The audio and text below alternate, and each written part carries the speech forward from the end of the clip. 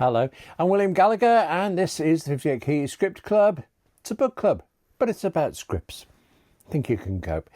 You could listen to me enthuse, and I'd really like that, of course, because it's nice to have a chat, writer to writer, or you can just pop off and read the script yourself. Link in the description, of course.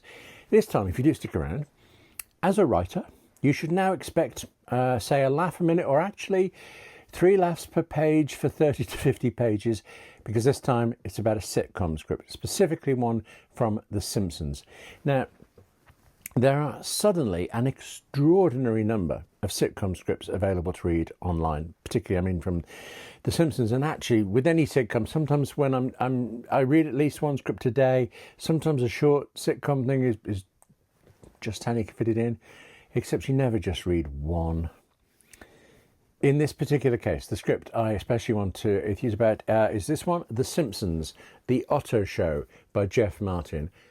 Except it was extraordinarily hard to pick just one script, as in the last few months, something like 55 scripts from The Simpsons alone have just appeared online on my favourite website, TV Writing. Link to that below, and link to all of the Simpsons scripts in the description as well, and a link to this particular one.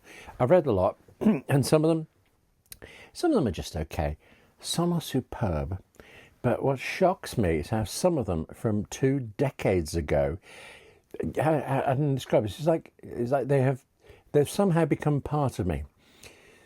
Need to explain. All right. For example, right, let's say Christmas presents have come up. Discussion about birthday presents. You learn that one person's bought something other, particularly in a couple. Well, and it seems to you that this person bought a present that was really for themselves, that it wasn't actually the other person. Then I will always now think of it as a bowling ball, because that's what Homer Simpson does in Life on the Fast Lane by John, I think it's pronounced Schwartzwelder. I'm not sure. First aired in 1990. Homer gives Marge a bowling ball. And I tell you, when I read that script again a couple of months ago now, and of course I put my eyes were so wide that's where it came from. Yeah. Actually, there's also the episode, could have gone for this, where Marge comes so close to having an affair. And just once in a while, when I'm driving around, I will think about the heavily ironic street she drives by towards the end of the episode. She's going to where her potential lover is waiting, but she's driving. No, I've got to get this right. So the sequence would be, there's a church where there's a wedding. Then after that, there's a couple with a baby pram going by. Then she drives past a family having a picnic. She passes a zoo where the apes are holding hands. And then there's an old couple together. And then, 2 graves in the cemetery, and there might be more. She goes, I don't know, why didn't I pick that script? Probably because I would have to pick out what she did. Margie's dilemma over whether to go with the handsome, sexy Jacques or take the other road and stay with Homer Simpson. She stays with Homer. And from 1990 to 2025, I have not understood why. Anyway, The Otto Show. It just made me laugh. Season 3, episode 22. It made me laugh right here on the page, and that'll do. Well, since it's actually a long time since I watched The Simpsons, so I don't know what it's like anymore. But in the Otto Show episode, and very many of the others that I've just been reading, I do see that part of something that makes it special is that there is a touch of real sadness. So many characters are trapped in lives they don't like. It's quite shockingly effective how the show will pause between jokes and just slap you with that. But then this episode is also the one that guest stars Spinal Tap. And funny that I should read that now, when actually after another bunch of decades, there is now a new Tap movie in theatres, in cinemas.